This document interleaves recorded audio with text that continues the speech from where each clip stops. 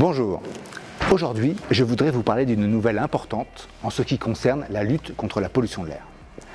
Île-de-France Mobilité, qui est l'autorité régionale en matière de transport et qui supervise en quelque sorte l'action de la RATP et de la SNCF dans la région, vient de voter un grand plan d'action contre la pollution dans les stations.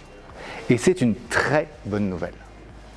L'enjeu est majeur parce que l'air du métro est pollué, beaucoup plus encore qu'en surface.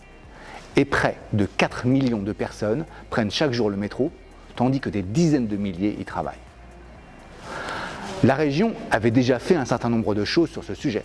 Elle avait notamment lancé plusieurs expérimentations pour tester des technologies qui améliorent la qualité de l'air dans les stations.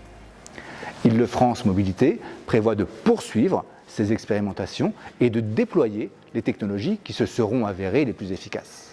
Elle prévoit de continuer à moderniser les rames et à améliorer les systèmes de ventilation. Mais ce n'est pas tout.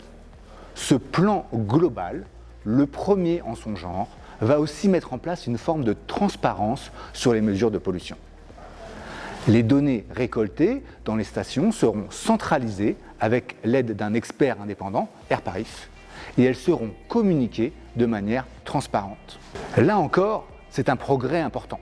Parce que jusqu'à présent, il existait bien quelques dispositifs de mesure, mais leurs données étaient dispersées et dans les faits, trop difficiles à trouver ou à comprendre.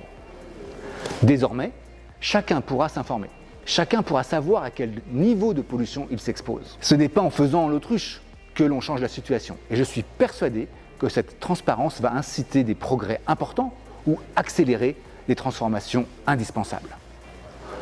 Le plan d'action Île-de-France Mobilité n'a ainsi, à ma connaissance, aucun équivalent dans le monde. Si les métros de Londres ou de New York, par exemple, sont notoirement pollués, ils n'ont pas mis en place de programme d'une ampleur équivalente et encore moins la transparence sur les données.